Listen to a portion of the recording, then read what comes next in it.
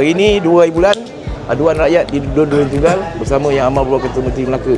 Dan kita ada beberapa program dalam aduan rakyat. Kita ada program bersama Bistari, gubahan tadi, wabi-wabi isteri-isteri kita ada tadi. Yang kedua kita ada jualan ramah. Yang ketiga kita ada sukan nikah, sukan baling bola, baling kelapa. Kita ada tadi. Lepas tu yang ketiga sukan bersama dengan anak-anak tabika dalam Don Durian Tunggal.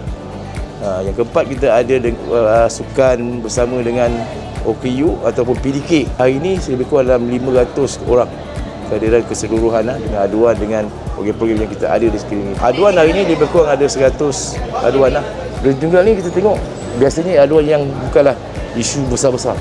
Biasanya isu kampung, isu jalan, isu longkang. Dan kita di beberapa daerah dah ambil tindakan-tindakan tu.